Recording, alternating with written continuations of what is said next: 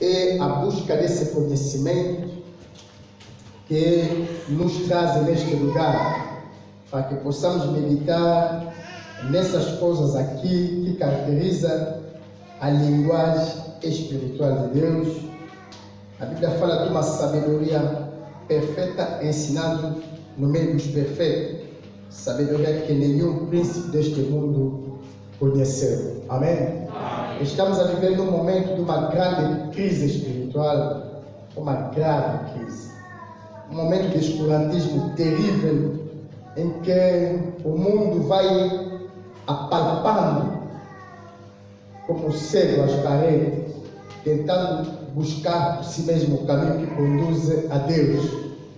As religiões desviaram-se da vocação, da sua primeira vocação de esposa de Cristo, para depois, em vez de apresentar aos homens Cristo como único Salvador, cada religião vai impondo a sua própria doutrina, a sua maneira de ser, os seus hábitos, dogma, os credos, a seu próprio povo. Mas o discernimento da inteligência nos faz recordar que há um dia de ajuste de conta entre Deus e a humanidade. E naquele dia, ninguém poderá buscar refúgio naquilo que ensinou a sua igreja ou religião, dizendo: nós falamos assim, nós cremos assim, a nossa religião acredita dessa maneira. Porque naquele momento ali a pessoa vai comparecer perante Deus de acordo com aquilo que está escrito na sua própria palavra. Amém? Amém. É justamente para tentar remar contra o maré. É difícil. Geralmente é uma tarefa quase impossível, mas é possível somente para os eleitos tentar sair da corrupção generalizada e buscar o caminho traçado pelo próprio Deus, que conduz de volta na comunhão e na presença de Deus. Nós devemos nos lembrar que desde o princípio, no jardim do Éden, o homem não ia à busca de Deus, não, porque ninguém conhece a morada de Deus. Foi Deus que vinha sempre se revelando ao homem. Amém? Então, a religião do homem é o conjunto de tudo aquilo que nós chamamos de doutrina ou dogma do homem que tenta buscar a Deus, tenta se aproximar a Deus mediante o seu próprio entendimento. Os homens fizeram até as escolas de teologia onde ensina a Deus, mas Deus não pode ser ensinado por homem, porque Deus revela-se a quem quiser. Essa verdade aqui que coloca a igreja, a verdadeira igreja, quer dizer, a ser um bocado marginalizado em relação à crença popular. Porque todo mundo acredita que não, para que a igreja anda bem, é preciso que os homens sejam formados, sejam diplomados, seja bom em teologia, etc. Mas a Bíblia diz, Jesus um dia perguntou aos discípulos: o que os homens dizem que eu sou? Uns dizem que tu és João Batista, outros que tu és Elias. E vocês, o que vocês dizem que eu sou? Pedro disse: tu és o Cristo, o Filho de Deus vivo. Jesus disse: alegra-te, Simão Pedro, porque não foi o sangue e a carne que te revelou essa coisa, mas meu Pai que está no céu. Amém? Depois de falar com os homens, Jesus levanta as mãos no céu, dizendo: Pai, dou-te graça, porque essas coisas conheceste aos poderosos, aos inteligentes, e revelaste a esses pequeninos. Dou-te graça, Pai, porque tu quiseste que seja assim. Então nós estamos claramente diante de uma luta entre a sabedoria humana e a própria sabedoria de Deus, que loucura para o sábio do mundo. Amém? Então, que Deus nos conceda um momento abençoado e equilibrado.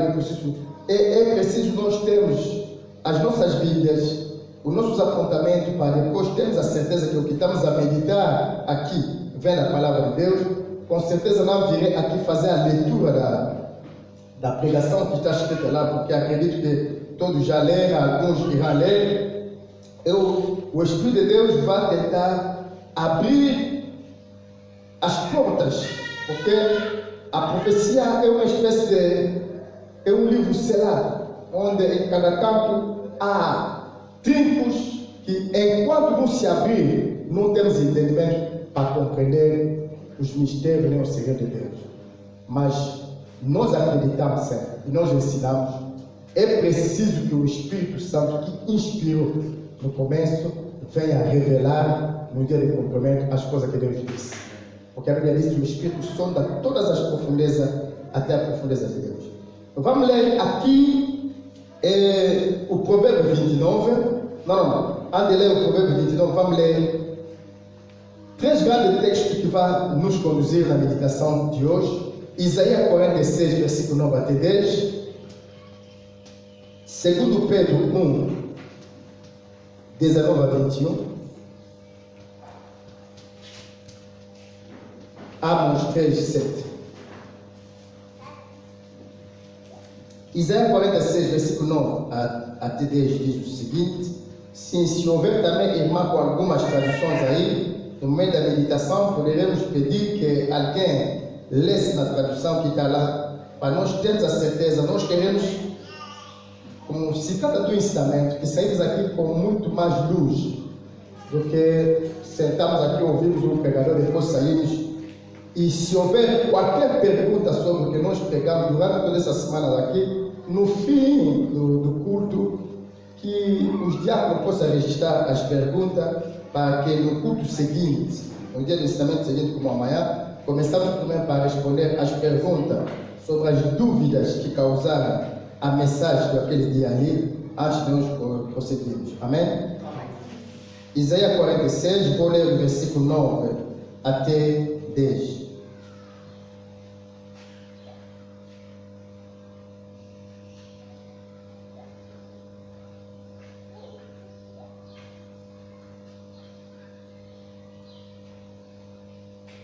Eu tenho 2 versões dentro de mim, vou ler qualquer aqui.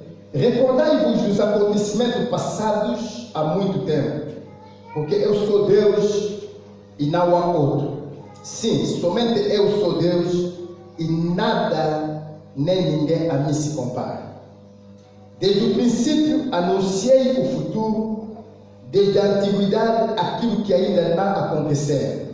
Eu afirmo, o meu propósito será realizado, certamente farei tudo o que me apraz. Amém? Amém. Se eu continuar até o versículo 11, diz o seguinte: chamo do Oriente uma ave de rapina, de uma terra distante, o homem da minha escolha. Eu o disse, eu o executarei, eu o delineei, eu assim cumprirei a minha vontade. Palavra do Senhor. Amém. Vamos ler no livro de... Podemos ficar no Amos, como é no Antigo Testamento, antes de nós irmos no Novo Testamento. Amós capítulo 3, versículo 7 diz o seguinte: com certeza o Senhor soberano não realizará nada sobre a terra sem primeiro revelar os seus desígnios a seus servos escolhidos, os profetas. Palavra do Senhor. Amém. 2 Pedro, capítulo 1,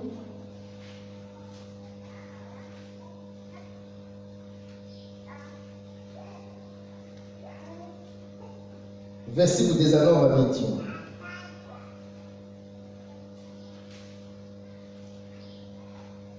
Sendo assim, temos ainda mais concreta a palavra dos profetas, e fazei muito bem em prestar atenção a ela, como a uma candeia que brilha nas trevas, até que todo dia se ilumine e a estrela da alva nasça em vossos corações. Antes de tudo, sabei que nenhuma profecia da Escritura provém de interpretação pessoal, porquanto jamais a profecia teve origem na vontade humana, mas homens santos falaram da parte de Deus, orientados pelo Espírito Santo. Palavra do Senhor. Amém. Que Deus abençoe a sua palavra e seu Espírito nos conduz em toda a verdade. Em nome de Jesus. Amém. Amém. Podemos sentar. Sim, nós sentamos aqui para meditar sobre a grande corrupção. A grande corrupção na hora do clamor da meia-noite, que é o desenrolamento do plano profético, mas sem primeiramente entrar na profundeza daquilo que o plano profético de Deus, que iremos ver em detalhes aqui. O objetivo da nossa pregação dessa semana aqui é chamar a atenção de Deus sobre a soberania de Deus no cumprimento da sua vontade. Amém? Estamos a falar do plano da salvação como algo que o próprio Deus concebeu. Quando o homem se perdeu, nós, ao meditar as Escrituras, devemos chegar primeiro numa conclusão simples. O homem não pode voltar a Deus mediante seus próprios esforços, não. Amém? Porque se houvesse alguém capaz de regressar a Deus mediante seus esforços, seria Adão. Adão estava na presença de Deus, no jardim do Éden. Adão pecando foi expulso fora do jardim. E a Bíblia diz que Deus colocou desde dois querubins com espada de fogo para proteger o caminho, para que Adão jamais passasse mais por ali e alcançasse a árvore da vida. E vejamos uma coisa: Adão é aquele homem que via a presença de Deus, vivia a presença dele, ele podia ver a presença dele, ouvir Deus lhe ensinar. Expulso do jardim, você não vai me dizer que Adão não conhecia Deus nem a sua existência, não.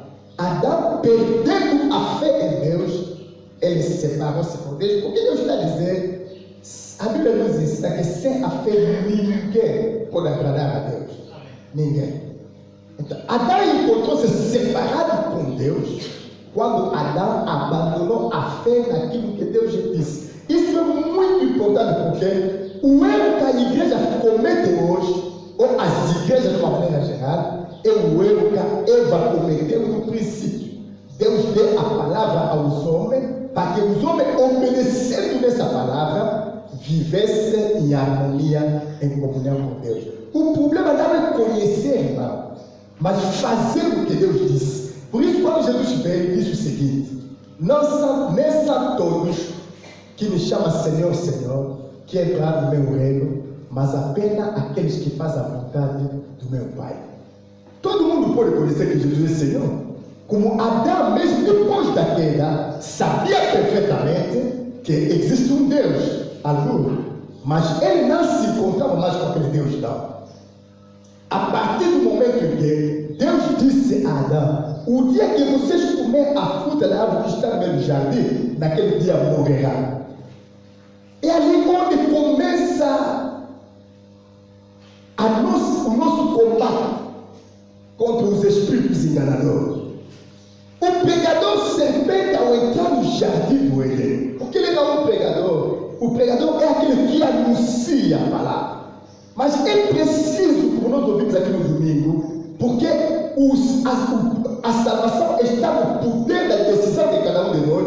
É preciso que o homem ou a mulher que escuta uma pregação, primeiro, certifica-se de que esse é Deus que está falando. É preciso conhecer a maneira de falar de Deus, porque em Deus não há contradição, não.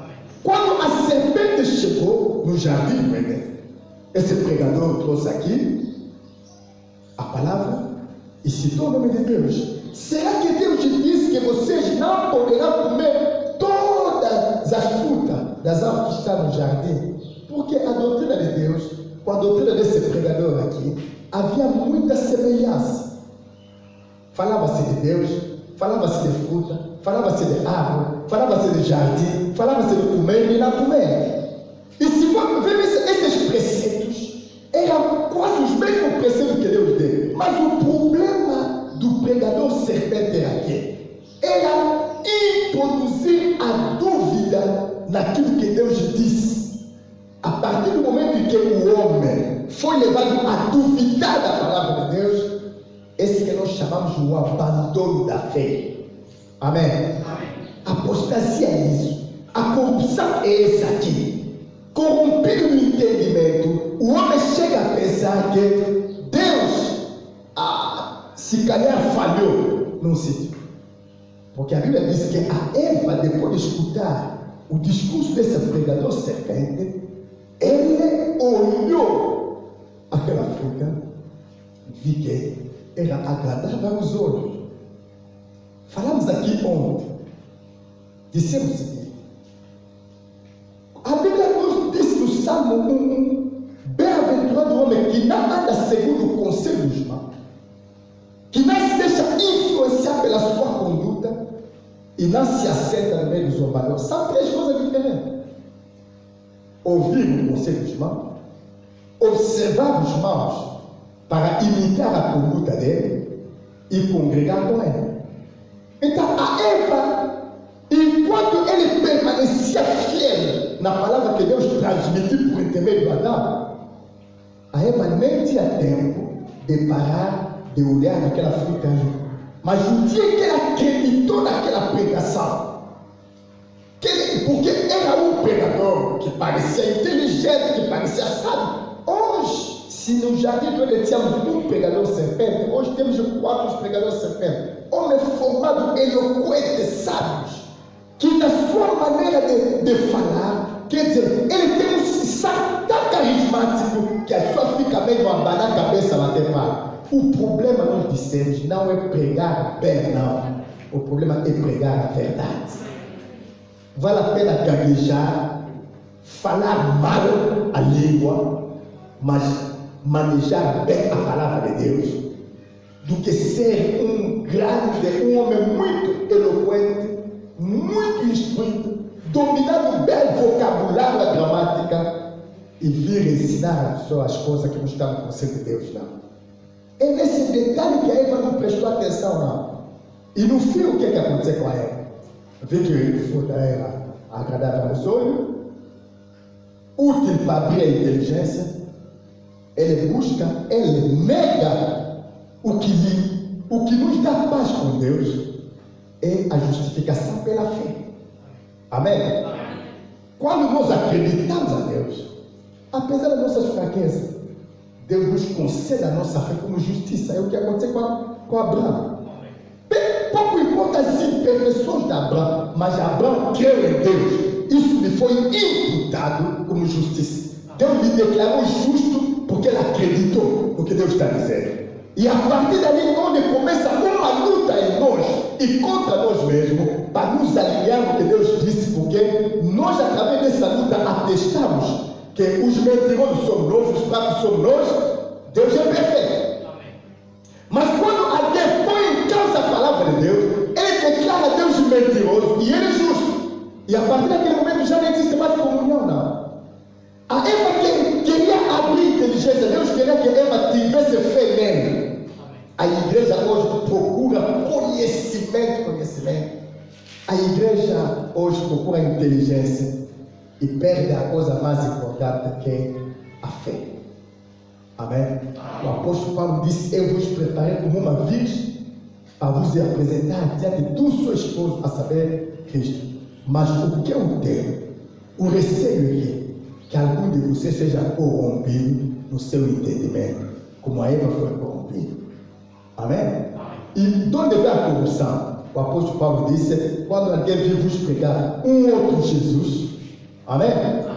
Vos pregar um outro evangelho, vos apresentar um outro Jesus, vocês recebem um outro Espírito. Significa que nós temos o evangelho e o outro evangelho, que não é o evangelho, não?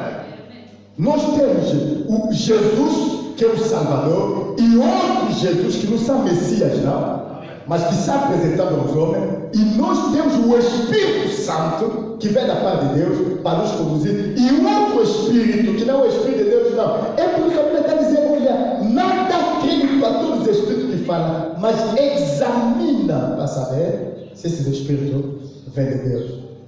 Eu agradeço a Deus. Ele me disse uma vez o seguinte: examina tudo que eu te disse, está confirmado pelas Escrituras. É ali onde nós insistimos o seguinte: o que está escrito, está escrito. E a Escritura não pode ser anulada pela revelação que o homem diz ter recebido de Deus, não.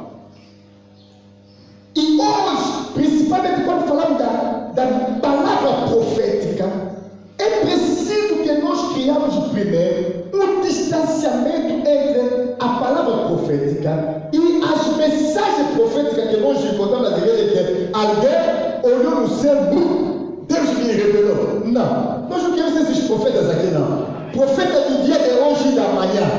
Estamos a falar de profeta que revela o que Deus tinha determinado no seu conselho para se cumprir no tempo determinado. Existem muitos profetas hoje que nós os vimos mesmo nas redes sociais. Olha, Deus me mandou te anunciar que o teu sofrimento acabou. O ano 2019 abra todas as portas, terá sucesso 100%, saúde 90%. Oh, mas quem disse que o filho de Deus não pode ficar doente no ano 2019? Está escrito lá. Quem disse que o filho de Deus não pode ter problema? Se a própria Bíblia está dizendo, é com muitas tribulações que se alcança o reino do céu. Agora, essas falsas mensagens proféticas criam uma falsa expectativa na pessoa, voltando naquilo que nós dissemos ontem, da semente que cai em terra rochosa. Sabe só que recebe a palavra de Deus com alegria, mas quando surge uma perseguição, uma tribulação por causa da palavra de Deus, a pessoa se ofende, se escandaliza. Nós vimos aqui. Era só anunciar na televisão lá porque o Estado vai tomar medida contra os pastores todos perderam a fé. Até as coisas que eles pregam todos os dias, ninguém se lembra mais que Jesus chegou mesmo ontem ou externamente. Ninguém se lembra que Jesus é capaz de proteger a sua igreja, de levar a igreja no arrebatamento. Todo mundo teme por quê? Deus está dizendo, e eu faço dessa passagem das Escrituras o meu cavalo de batalha. Em tudo que eu anuncio, porque eu preciso ter uma base para pregar o Evangelho. Amém. Aleluia. Amém. E essa base, esse fundamento, tem que ser a própria palavra que sair da boca de Deus. Amém. Então, Deus falou, eu acredito e atesto essa palavra como verdadeira, porque se Deus não falou, não há motivo para nós termos fé. Agora, se Deus está dizendo aqui, conforme nós acabamos de ler aqui no Isaías 46, ele está dizendo claramente o seguinte, e eu escolhi hoje essa versão, porque já lemos isso em muitas versões. Ele está dizendo, recordai-vos dos acontecimentos passados há muito tempo. Nem existe nada de novo debaixo do sol, irmão. Ontem eu estava a meditar com o bispo Sila sobre a perseguição da igreja na era primitiva.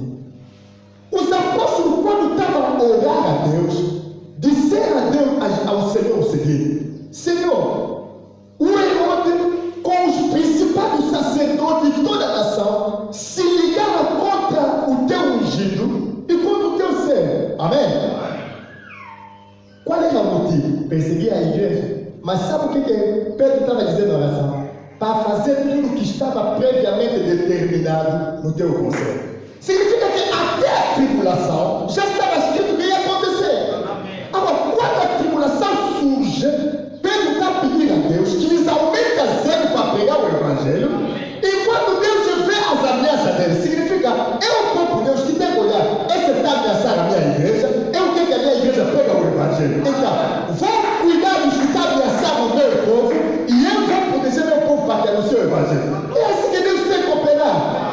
Nós temos uma figura dessa coisa no dia que Israel saíra da terra do Egito. Deus falou a Abraão: eu vou trazer a tua descendência aqui, depois de 4 gerações. 4 gerações, 400 anos se cumpriram. Deus chegou na terra do Egito para tirar Israel e levar de volta na terra de Canaã. Quando Israel estava saindo da terra de Canaã, Faraó mudou de ideia, respirando ódio por causa dos filhos que morreram. Ele juntou o poderoso exército dele, cavalos, cada cavalo, um oficial, que era um verdadeiro chefe de batalha. Mas eu disse o seguinte: o que determina uma pessoa, toda ação que o homem faz, se calhar não é a inteligência, não a tática, não, mas é a motivação. Eu posso ser inteligente, mas não sou motivado em fazer alguma coisa, não.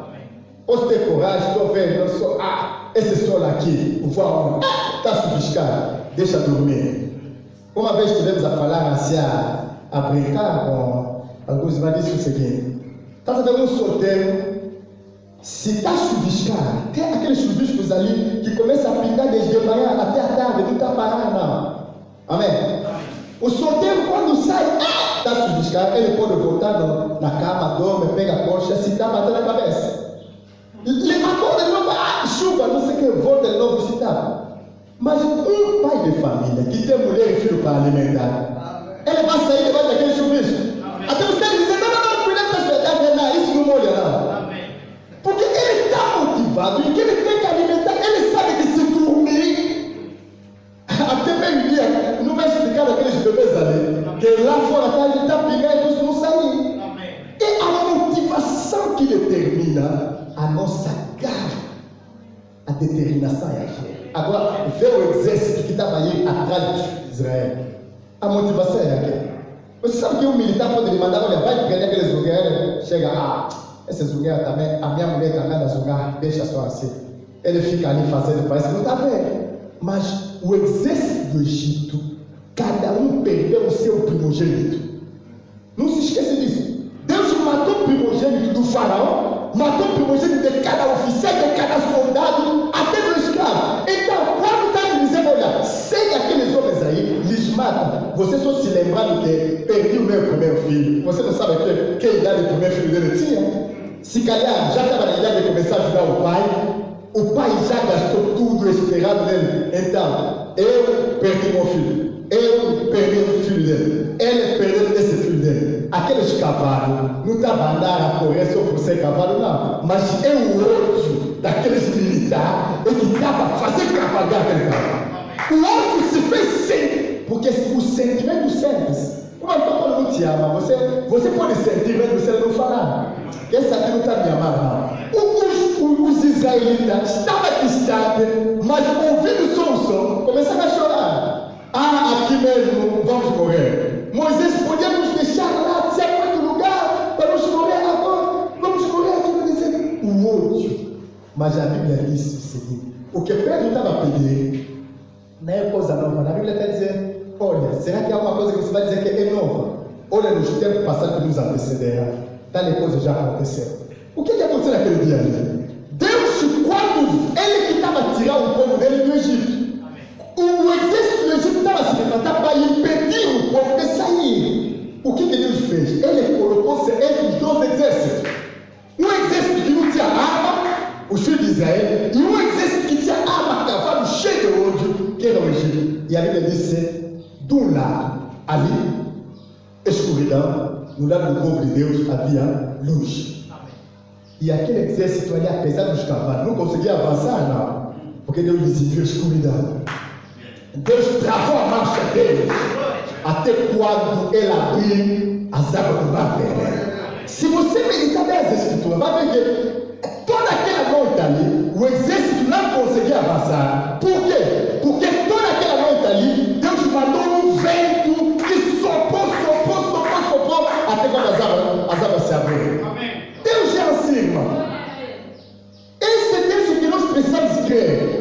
Não é esse Deus feito pelos homens, não. É por isso que eu digo, Isaías 46:9, faço disso meu cavalo de batalha. Ele está dizendo, não há outro Deus como ele. Amém? Mas ele é bom. Aleluia.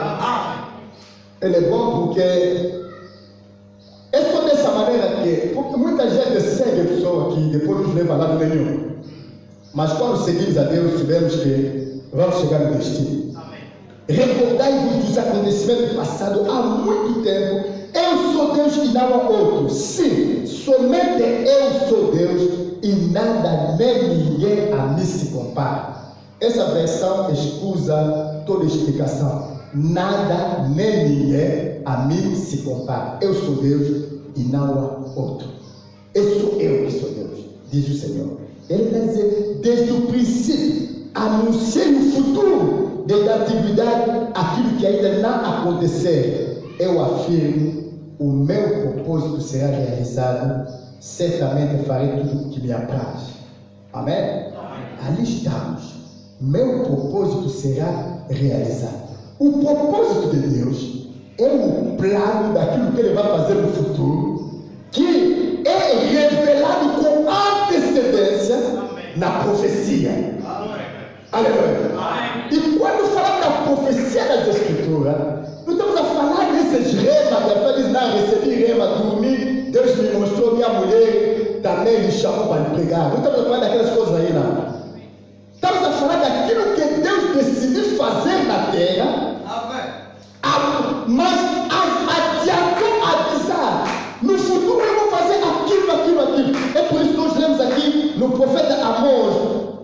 13, versículo 7, dizendo: Ele não fará nada sem revelar primeiramente seu segredo. Amém? Amém. A seus servos, os profetas. Amém? Amém. Nós lemos aqui. Aqui está dizendo: certamente o Senhor Deus não fará coisa alguma sem ter revelado os seus segredos a seus servos profetas. A outra versão diz: com certeza o Senhor soberano não realizará nada sobre a terra sem primeiramente revelar o seu desígnio a seus servos escolhidos, os profetas. É por isso, é ali onde nós chamamos a atenção e o discernimento do povo de Deus. E eu digo e repito: nenhum ministério pode se levantar na terra. Deus é que falou, sem que nós tenhamos um apoio nas Escrituras, que isso é que Deus prometeu que vai fazer. Todo mundo pode acordar no sono hoje dizer que ouvir a voz de Deus, e nós não temos problema com isso, não, porque Deus já fala. Aleluia. Deus já fala em visões, Deus fala em sonhos. Ele confirma aqui, irmão, acelerava. Ele confirma aqui, esse Deus aqui que fala em sonhos e visões. Ele disse que se houver, no livro de Números, ele disse a Moisés: se houver um profeta no vosso meio, eu, Deus, lhe falarei como ensinamento. É bom que eu começo a ditar os versículos para que nós apontamos, possamos meditar, e a nossa fé apoia-se exclusivamente nas Escrituras. Amém? Amém? Não é bom apoiar a fé nas palavras dos homens, não, porque esse tipo de confiança ali gera fanatismo. E o fanatismo não é discernimento. No fanatismo não é discernimento, não. Vamos dizer, não, como é o pastor que disse. Uma vez nós fomos no. Não, foi por 2 vezes, fomos no óbito. Em que o pregador pregou, disse: como Deus disse no livro de Salmo. Mas tínhamos ali ao lado o nosso irmão João Canjoso, muito prudente. Abri a Bíblia assim, não vi aquela coisa ali. O pastor falou de novo. Se você examinar na escritura tal, Deus já falou. Ele abriu a Bíblia, não vi aquela coisa ali. Eu não estava prestando atenção. No fim me chamou de lá e disse: não, olha, esse pastor aqui, as 3 passagens que ele citou, não está nessa escritura não. Mas todo mundo aqui está dizendo amém. E outra vez fomos lá, vamos enterrar a minha cunhada. Vimos também um pastor assim. Como a Bíblia disse no livro tal, falou. Eu também, aquele, como já me avisaram, abri a Bíblia, não estava lá. Então não é bom, não, porque falaram, deu a passagem. Quando te dá a passagem, aponta, chega em casa, medita. Se não está assim, ora para o pregador. Se ele esquecer que Deus lhe ajuda. Se ele está mentindo, então não aceita nada. Aleluia. Isso não é jogo de futebol, não. Porque só de real, tudo que cai na área é penalti. Amém? É assim, infelizmente, que as igrejas se tornaram tipo equipa de futebol.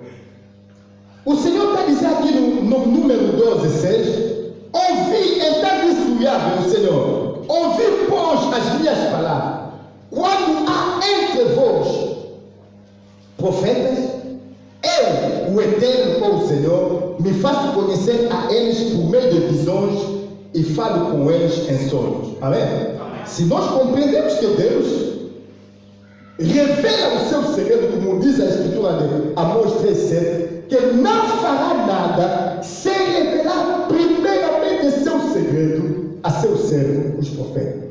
Agora, como que nós podemos fazer para não cair nessa grande corrupção que nós denunciamos, que se instalou na terra hoje? É preciso você distinguir os 2 dias proféticos importantes: o dia do anúncio e o dia do cumprimento.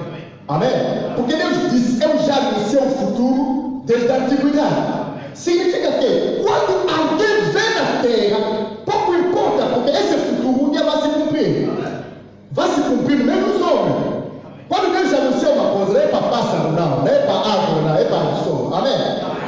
Esse futuro que está na profecia, um dia vai encontrar pessoas na terra. E quando esse futuro chegar, vai ver um indivíduo a te dizer: Deus te falou assim. O que você deve fazer como pessoa inteligente é pegar as escrituras e ir ver lá no passado. Será que foi Deus que disse isso? Se Deus é quem disse, então você naquele momento ali está vivendo uma coisa que está se cumprindo. É assim que Jesus chegou um dia na sinagoga, pegou o livro onde estava escrito: o Espírito do Senhor está sobre mim, porque me enviou para anunciar um ano aceitável do Senhor.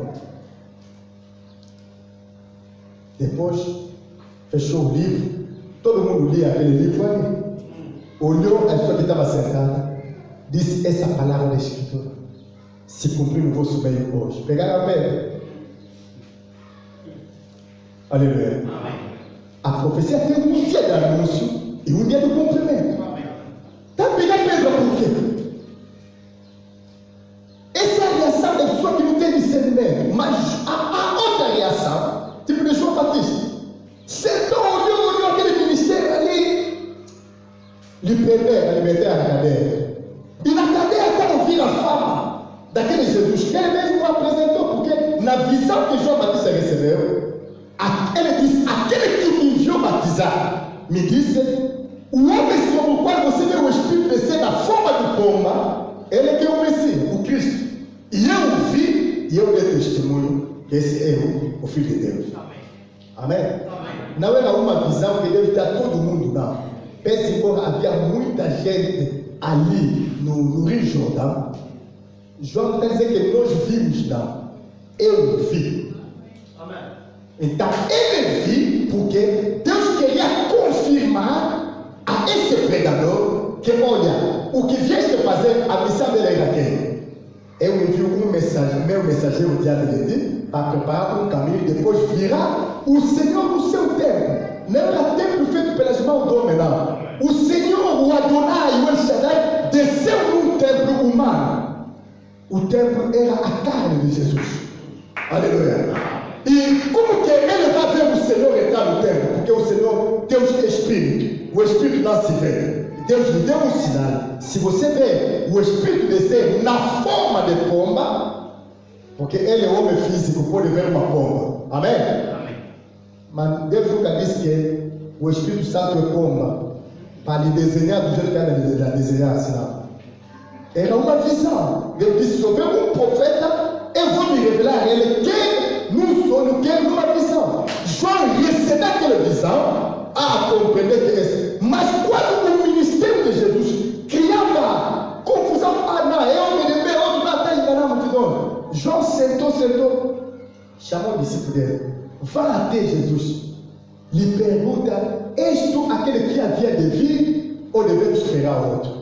Devemos perguntar: o quem havia de vir? E quem ele estava à espera? A promessa daquele tempo ali era a vida do Messias.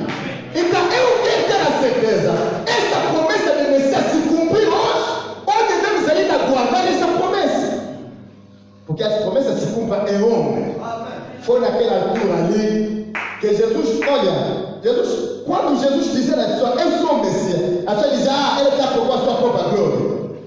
Jesus disse: não. Ele está dando testemunho dele mesmo. Ele disse: não sou eu que estou dando testemunho de mim mesmo, não. O Pai que me enviou também está testemunhando comigo. Significa, existe o quê? Os que conhecem Deus sabiam exatamente que no dia do Messias, Deus iria se manifestar na terra com sinais poderosos. Os coxos iam andar, o cego ia ver, os mudos falariam, o surdo ia ouvir. Então, se esses sinais aqui da manifestação poderosa de Deus na terra. Mas Satanás já tentou enganar os homens com o aparecimento de falso Messias. É o que Gamaliel disse no dia em que os chefes dos judeus queriam perseguir a igreja. Ele disse: não, deixa. Você não se lembra que há bem pouco tempo se levantou Teodas e muita gente lhe seguia? Não se lembra que no tempo de recenseamento, lá o Galileu Judas se levantou, a pessoa lhe seguia apesar de ser alguém, mas depois foi morto e a obra dele, o discípulo todo se espalhar. Essa obra também, ser do homem, esse que está seguindo Jesus, vai se cansar com a morte dele e cada um vai na vida dele. Mas se ele é Deus, cuidado, vai correr o risco de combater contra o próprio Deus. O que aconteceu? Satanás tenta arrebatar uma geração que está à espera do cumprimento de uma profecia na corrupção, para que não aceita a verdade revelada. Porque Deus, quando se revela, Deus não se revela no espetacular, não. Deus vem só cumprir o que Ele falou. E se você é de Deus, presta atenção nos sinais que caracterizam uma promessa. O que Ele diz que Ele vai fazer naquele tempo? É ali onde você vai saber que esse aqui é enviado por Deus, esse aqui enviou-se a si mesmo e está falando por si mesmo. Então, Jesus disse aos judeus: não julgai pela aparência, julgai segundo a justiça. Julgar segundo a justiça é observar nas Escrituras se o que esse homem está dizendo está correspondendo com Isaías 46. E que Deus entra numa geração futura para cumprir o que Ele anunciou no passado. Essa é a profecia das Escrituras. Não são profecia que são adivinho na boca dos homens, não. Não sei se estamos a perceber a diferença.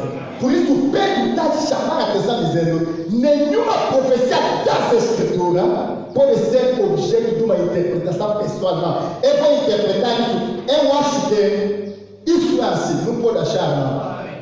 É melhor orar, esperar que Deus um dia te dê a luz. Nós pensamos, vocês não podem pensar, não. Porque quando Deus diz A é A, você não pode traduzir B, não.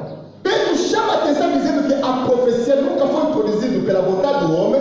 Significa, em palavras simples, Ezequiel não disse: bom, acho que eu sou profeta, bom, vou lhe dizer a esse povo aqui que Deus me mandou dizer aquilo. Não, eu não posso fazer isso. Deus não precisa de ninguém ajudar. Você não pode chegar, vai de férias no vosso quimbo e diz: ah, meu quimbo está mal, não tem ninguém que pregue a palavra de Deus. Não vou abrir a igreja. É o que acontece aqui no nosso. Aleluia. Você tem que lembrar, não fechar a igreja. Que fecha a igreja, mas não vai fechar o evangelho, não. Vamos pegar o evangelho, não é bom aí todo sítio onde você pode escutar. Porque você não pode ajudar Deus, não. Muitos que pensaram fazer boa coisa para Deus, pioraram as coisas. Jesus disse: aquele que não junta comigo espalha. Você junta a pessoa, não havendo profecia, diz a Bíblia, o povo se corrompe. A corrupção veio por quê? Porque não há revelação naquele que fala. Os que falam, tentam falar cada um com a compreensão dele, com a inteligência dele. Se esquece de que o que nós estamos a viver de geração em geração é o desenrolamento de um plano que Deus tinha já anunciado desde o princípio. É por isso que eu estava a explicar uma vez o seguinte: você está assistindo um jogo, está sentado, vai marcar golo. A pessoa que está dizendo: não, isso não é golo, não, vai subir. Remata, bola subir. Você assiste um filme, é sobre cuidado, vai me matar, vai apanhar. Não vai morrer, não vai apanhar, não. Mas como que esse homem aqui sabe? Porque aquele jogo que você está assistindo, você não prestou atenção, não é um jogo indireto, não. É um jogo indiferido. Já se jogou, ele já viu, e como ele é um observador atento, ele vai dizer: espera, daqui a 2 minutos o golo vai entrar.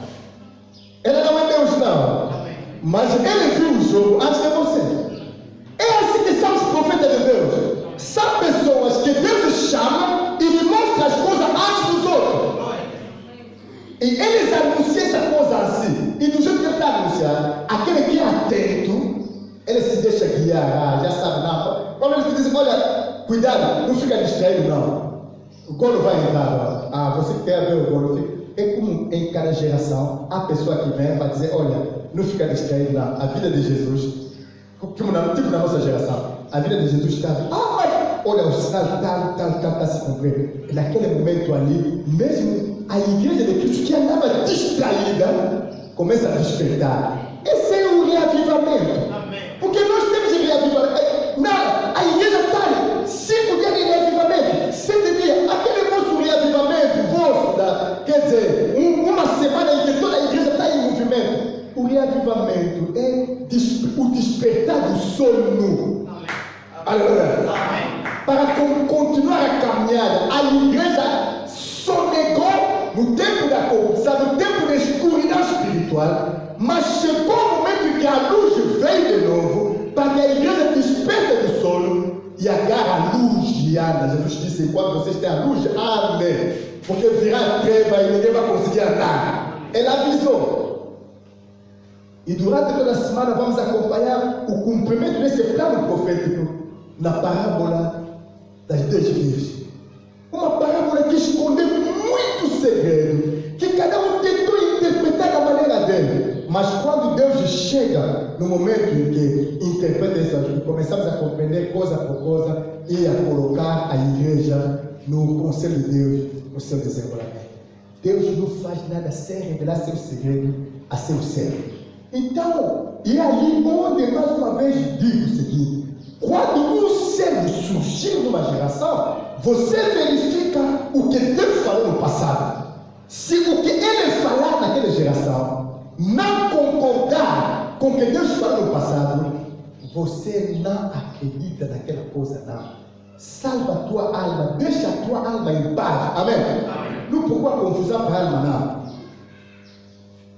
Se a nossa alma pudesse se separar de alguns, se algumas almas pudessem se separar de alguns corpos, alma que podia dizer, não, Deus me tira desse corpo aqui mesmo estou indo embora, morte. Infelizmente.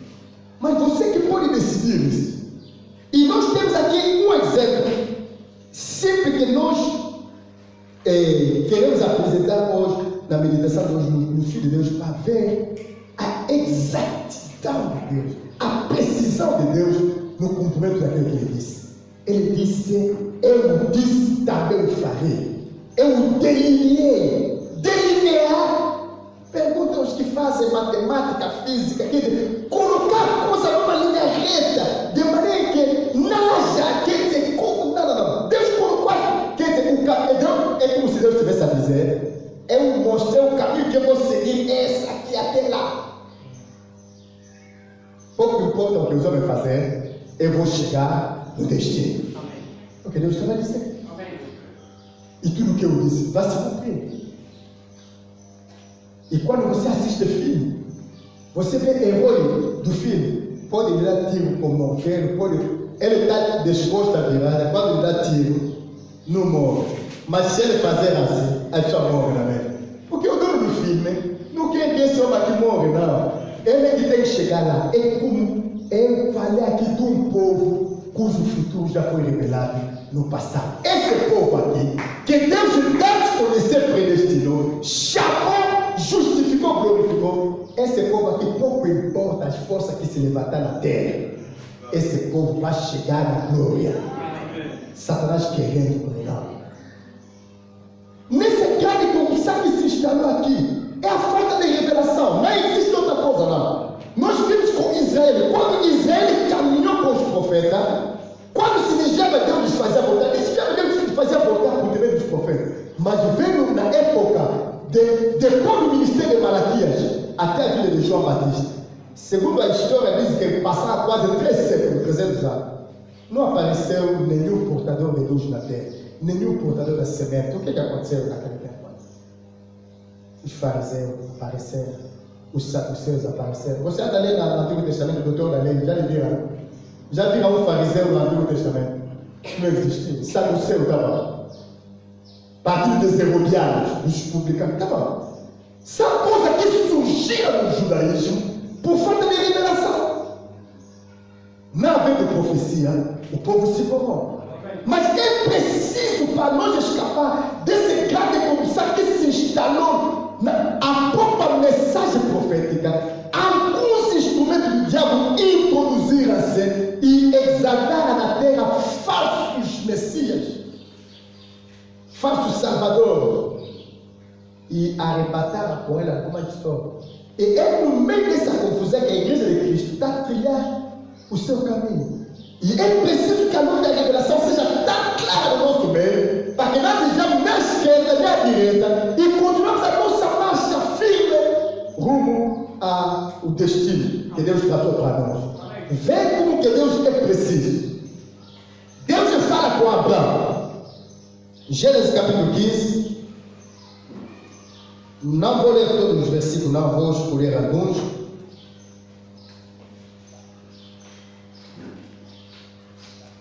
Gênesis 15. Vou ler o versículo 4, por exemplo. 4 e 5.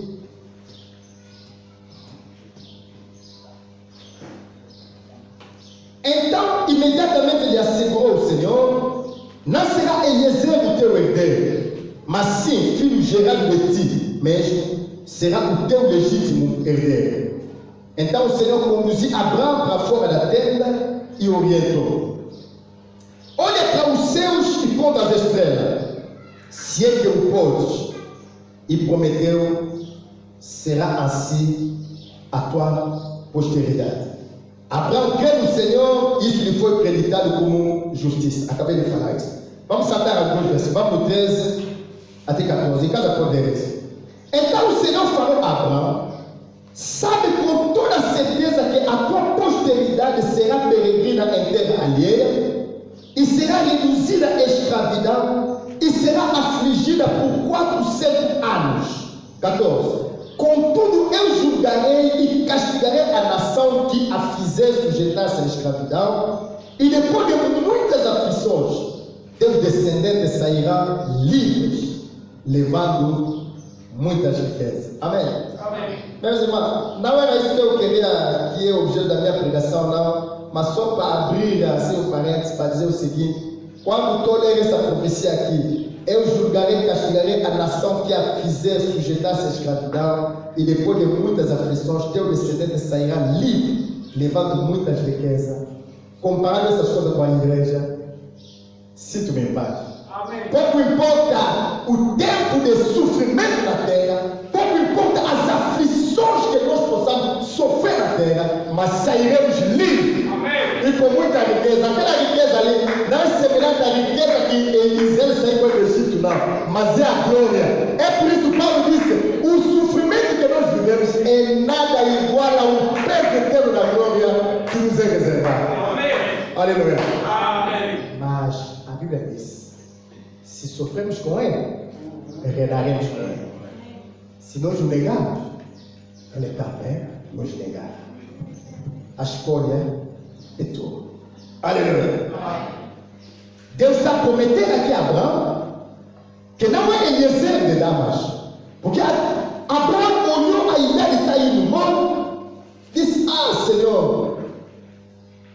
Até Deus se revelou a Abraão com alegria: olha, na terra eu serei teu escudo.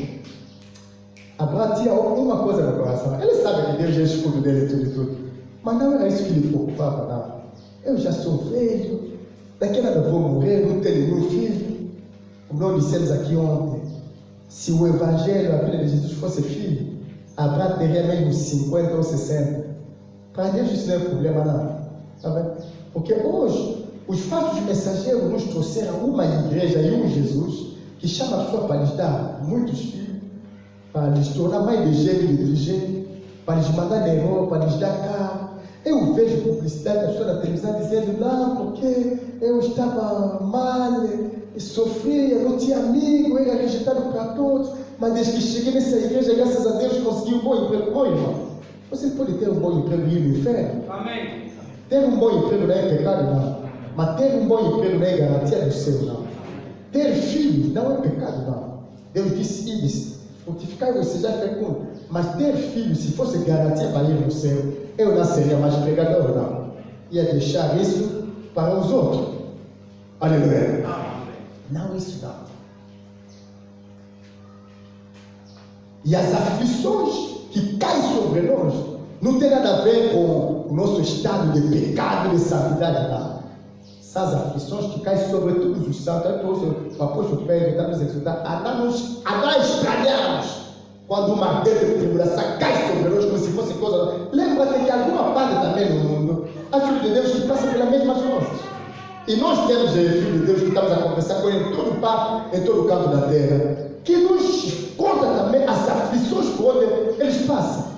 Quer dizer, não é o governo que está atrás dele, não, mas é a própria vida que está complicada. Como complicado é que, resumindo, concluído, o adversário é só o diabo, porque o nosso combate não é contra sangue e carne, não, mas contra as potestades, as hostes de maldade no lugar celestial. Amém? É o diabo que quer nos ver abandonar a fé. Deus revela a Abraão aqui, quando Abraão, na aflição de saber que vai morrer, ser feliz, não, Eliezer, não. Você vai ter um filho que vai nascer de ti e que vai herdar da tua casa. Mas contudo Deus lhe disse, ele saiba que a tua descendência, Deus é bom. Ele está dizendo, sabe com toda certeza. Significa, se alguém me te dizer, não, você é amigo de Deus, Deus te ama, teus filhos não vão nada ser escravo. Esse não sou eu, Deus, que estou a falar. É o que você sabe com toda certeza, como diz Deus, que a tua posteridade será peregrina em terra alheia e será reduzida à escravidão. Não é como que Deus revela o plano dele. Não é como duvidar, não. Acho que a tua descendência onde está indo, ela pode ter problema. Não. Saiba com toda certeza. E Deus se revelado, ele disse, fui eu que eu disse também. Isso vai acontecer. Então, essa descendência será reduzida à escravidão e será afligido por 400 anos. Mas, contudo, eu vou julgar e castigar a nação que a fizer sujeitar a ele.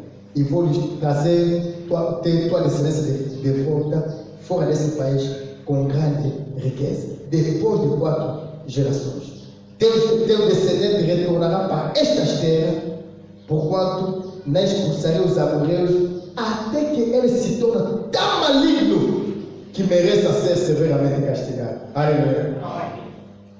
A palavra de Deus é boa quando meditamos, mas vou repetir o conselho. Não lê a Bíblia quando já tem sono, não. Amém? Quando estás a ver, bom, não estou apanhando sono, não sei o que estava acontecendo, deixa só pegar a Bíblia para apanhar sono. Porque há pessoas assim, a leitura lhes faz dormir. Porque é assim que nós fazíamos adormecer as crianças, né? Você pega um livro, lhe conta a história, bom, você assusta antes de dormir, fecha o livro, vai lhe meter. Há pessoa que até hoje lê a Bíblia assim, quando ele vê mesmo que aqui já não estou aguentando mais, pega a brochura. Porque sabe, se ficar na televisão vai ficar guardado. Mas se começar a ler a pregação de hoje teve como objetivo despertar a brochura cair. Ele vai levanta lá, calçado, vai. O dia que ele vai pegar de novo a brochura, é mesmo na mesma página. Tem como objetivo despertar. Aquela música ali, ele adormece no mesmo sítio. Quando lê aquela frase ali, foi. Infeliz, quando lê a Bíblia, pede disposição. Pede a Deus que te ajude, que o Espírito Santo te ilumina, porque ele prometeu de derramar sobre toda a carne. E você vai nessa carne ali, que se Deus te conceder a graça, ele vai ter, porque Deus quer que todo mundo se salve. Por que não você? Não deixa que os outros, em toda parte onde a corrupção entrou, a partir do que aconteceu com a religião, que a Bíblia chama de Grande Babilônia, o que eles fizeram? Tiraram simplesmente a Bíblia do altar. Acabou. Substituíram a Bíblia com catequese, com aqueles livrinhos aí. As pessoas perderam a discernimento da vontade de Deus. Era preciso esperar muitos anos, até quando Martinho Lutero, um dia abrindo a Bíblia, ele foi lendo com seus olhos que o homem não é justificado pelas obras, mas sim pela fé. Começa a se perguntar mais como. Aqui tem que se... Hoje a Igreja Católica acusa as pequenas igrejas de fazer negócio. Volta na história. A história, ninguém apagou isso.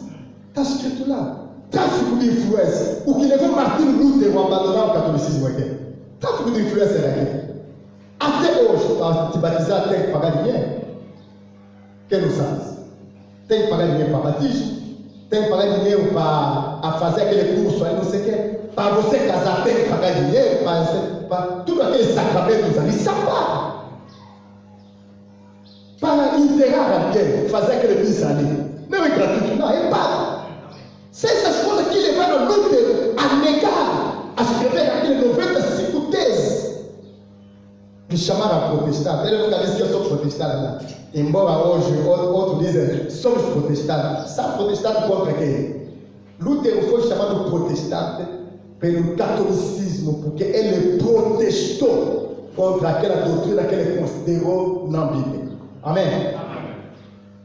Tudo isso ali porque numa geração só não tem discernimento. É preciso nós vemos aqui Deus revelando a Abraão as coisas que haviam de acontecer 400 anos. Ele não disse a Abraão que você vai vir 400 anos para ver, não. Mas ele disse, saiba com toda certeza que isso vai acontecer. Amém? Amém. Vamos ler no Gênesis 16, versículo 10.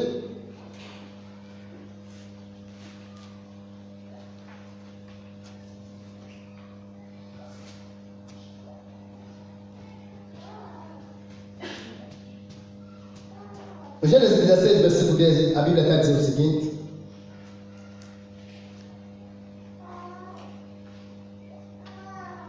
o anjo do Senhor lhe prometeu: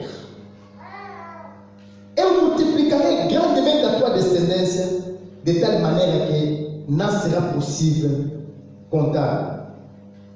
Amém?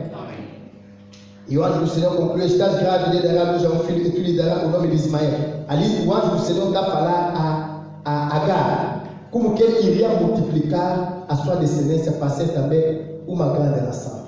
Amém? Hoje muita gente, quando observa o Médio Oriente, ele não entende a origem do conflito entre Israel e os palestinos que eles modelam. Mas são povo com a mesma origem, que tinha a promessa de Deus. Deus prometeu também a Agar que Ismael seria uma grande nação, mas contudo as promessas de Deus não estavam com Ismael, não. Amém? Hoje muita gente está apavorada com o que está acontecendo no Médio Oriente, mas por que as coisas são assim? Por que Israel ocupou terra? Não, Israel não ocupou terra de Palestina, não. Israel recuperou a terra dele. Deus disse a Abraão que, olha, a tua descendência voltará depois de 400 anos, mas eu não vou expulsar, durante o tempo que Israel será fora, a terra será ocupada, não é? Pelos amorreus. Mas Deus disse, eu não vou lhes tocar agora, até quando a maldade dele chegar na extremidade. Significa Deus, eu por isso uma vez disse, quando a maldade ultrapassa o limite, força a intervenção de Deus. Deus disse que quando a maldade desse povo chegar ao fim, então naquele momento ali é que Deus iria operar. É o que acontece. Significa que você vai compreender uma coisa: Israel está na terra do Egito escravizada. Amém? A terra de Canaã está ocupada. Deus é aquele que olha aqui ao mesmo tempo que aqui. Deus opera aqui e ali. Deus não pode entrar numa geração, opera na igreja sem operar sobre o mundo. É impossível. Não sei se estamos entendendo. Deus tem que operar ao mesmo tempo no mundo e na igreja. No mundo, para nos levar no castigo que ele merece. Nós lemos o livro das Asaf, o Salmo 33. Se fala do justo e do ímpio, e cada um tem destino traçado, e Deus opera em simultâneo com os dois. Eu esqueci de explicar aqui também quando Deus interveio na batalha entre Israel, o exército que não tinha arma, com o Egito, o exército poderoso com arma. Deus agiu ao mesmo tempo contra o Egito e a favor de Israel. É por isso que os egípcios mergulharam na escuridão por causa do anjo do Senhor que se meteu no meio dele, enquanto o anjo do Senhor mandou luz ao lado daquele que havia se salvado. É assim também. Nessa geração que vivemos aqui, existe um povo em que Deus, no meio da grande corrupção, dá o amor da verdade para se salvar, ao outro dá o espírito de conhecimento para não acreditar na verdade, para que nossos caminhos não se tocarão. Aleluia. E pouco importa as ameaças dele, ele não vai impedir que a obra de Deus se cumpra. Deus, quando disse a Abraão, disse, com toda certeza eu vou fazer. Então, Abraão nasceu Isaac, Isaac nasceu Jacó. Um dia Deus se encontra com Jacó. Jacó estava a caminhar, ele recebe uma revelação. Vamos ver isso no Gênesis 46.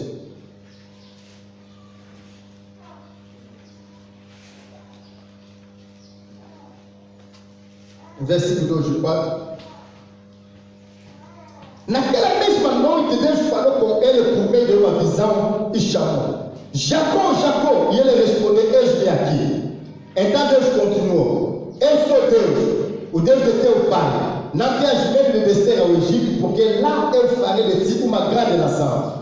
Eu mesmo descerei contigo ao Egito, e também eu te farei subir e voltar a Canaã. E a mão de José fechará os teus olhos. Aleluia. Jacó, nós conhecemos a história. Venderam a José, José chegou na terra do Egito, se tornou um grande senhor. Chegou um tempo em que Jacó devia viajar, porque José mandou vir o quê? O pai dele, com a família dele lá. Deus que se revelou a Abraão, presta bem atenção, estamos a falar da exatidão de uma profecia. O Senhor disse, Deus não traz contradição, não. Ele disse a Abraão, saiba com toda certeza que a tua descendência vai peregrinar numa terra alheia. E quando chegar lá, será escravizado. Mas eu vou visitar aquela nação ali. Como a mão forte, eu vou te trazer depois. Agora, Deus se revelou a Jacó numa visão. Se calhar Jacó está visitando. Vamos sair daqui para ir lá. Deus disse, não. Jacó, eis-me aqui. Eu sou Deus, o Deus de teu pai. Não tenha medo de descer ao Egito, porque lá eu farei de ti uma grande nação. Não é o que Deus disse a Abraão? Deus disse exatamente a Abraão que a tua descendência vai descer numa terra estranha e vai se multiplicar lá. Aleluia. Farei de ti uma grande nação lá no Egito. Eu mesmo descerei contigo ao Egito e também eu te farei subir de volta e voltar a Canaã. Você compreende o que Deus está dizendo a Jacó, né? Eu vou te levar lá, também eu te farei voltar a Canaã. E a mão de José fechará os teus olhos. Jacó chegou na terra do Egito. Deus não foi com ele. Deus foi com ele. Jacó foi recebido com sucesso. É a prova que Deus estava com ele. Jacó lidera a sua terra. Com comida e tudo, a família de Jacó foi instalada como a família do pai do príncipe José. Lidera todas as obras. Deus cumpriu a primeira parte da profecia e disse que ali eu farei de ti uma grande nação. Então, Israel começou a se multiplicar. Deus disse, não, do jeito que eu vou te levar, eu também voltarei contigo, eu te farei voltar a Canaã. Jacó não morreu na terra do Egito. Morreu lá. Amém? E Deus disse, José vai te fechar os olhos. Significa vai te enterrar. Mas eu vou voltar a Canaã, ou José vai me enterrar? É a posteridade. Significa Deus olhando em Jacó, viu aquela descendência toda, que era como as estrelas. Porque Deus perguntou a Abraão, será que tu pode contar? Conta se pode contar. A tua descendência será assim. José morreu, Jacob morreu, José morreu, veio um faraó sobre o Egito. Quais foram as primeiras palavras daquele faraó? Esse povo já está se tornando muito grande demais. Daqui a nada, se surgir uma guerra, esse povo pode sacar a nossos inimigos para nos massacrar. Deus não estava a cumprir a promessa que Israel vai se tornar uma grande nação. E isso meteu medo ao faraó. Faraó disse, não. Então, nesse momento aqui, é preciso, vamos começar a partir de hoje. Quando nascer um rapaz, mata o rapaz, não lhe deixa viver, não.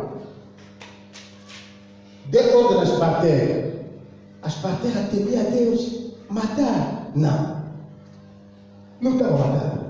Faraó disse, mas e como nós falamos?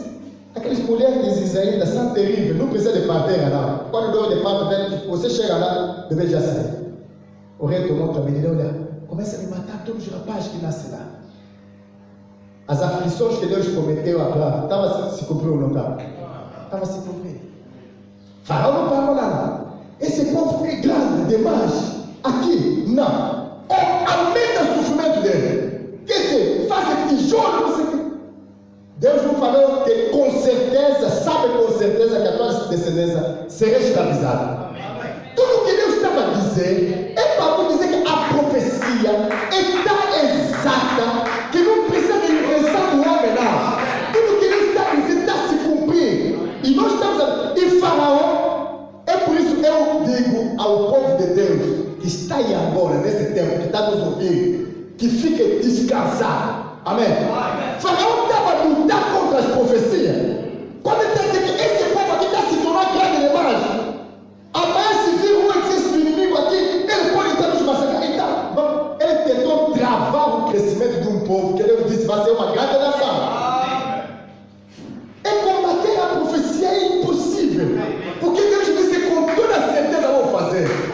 E Deus disse a Abraão que vou lhes trazer de volta a Canaã, como também disse a José, que eu, a Jacob, eu vou contigo, também eu sairei contigo, para te trazer em Canaã. Jacob morreu. Então Deus disse que vai trazer Jacob em Canaã, mas Jacob morreu, a profecia mentiu.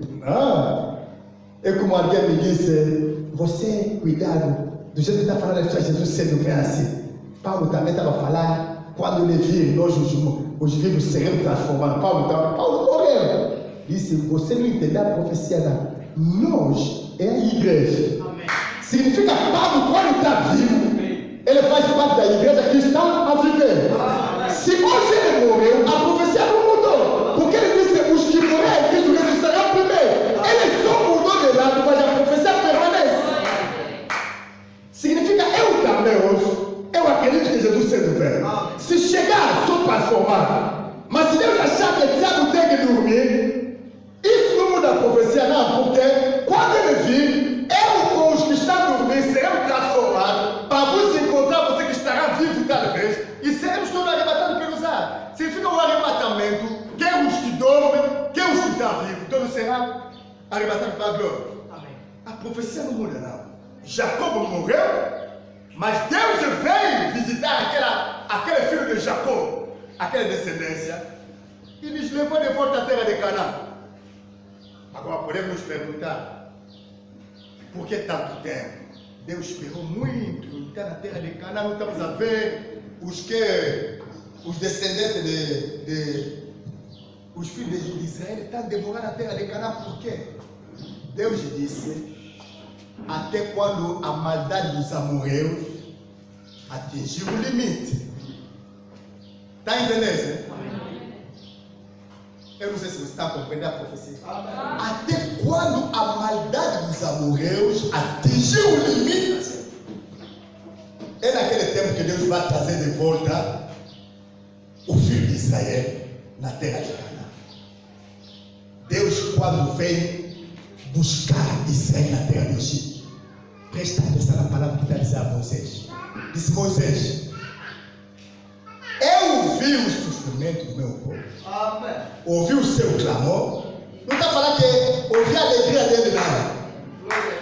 As palavras que Deus utilizou para Abraão são as mesmas palavras que Deus, no Êxodo 3 até 15, repita a Moisés. Estamos a falar do desenrolamento do plano profético. Amém. Não são profecias dos pastores, não, porque Deus me disse, eu vi, não. Não estamos a falar de rema, não. Estamos a falar da profecia das Escrituras, que se cumpra com toda a precisão. Deus, quando desceu, se botou com Moisés não estava lá quando Abraão recebeu a visão, não. Sabe qual é o problema da palavra profética? Talvez as gerações vindouras é que podem atestar. Mas nós, quando examinamos as coisas, nós queremos ter a certeza que em Deus não há contradição, não.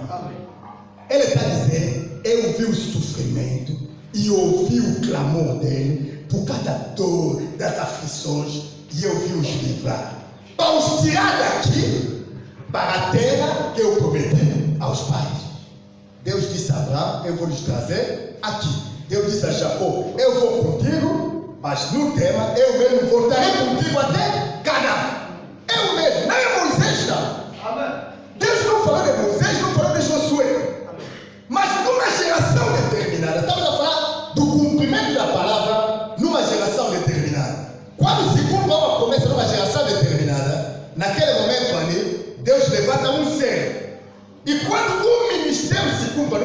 geração determinada. Esse ministério tem que vir para cumprir o que está escrito na palavra do profeta. Não é para inverter, não. Aleluia. Ele está dizendo aqui o seguinte: que Moisés, levanta-te, vou te tirar daqui, vai falar a Faraó que deixa sair o meu povo, porque eu vim tirar Israel daqui e lhes levar na terra que eu prometi aos pais dele. Amém? Então nós compreendemos que se Moisés chegar a dizer, não, o Senhor me mandou para tirar esse povo aqui, Moisés não estava a inventar profecia, não.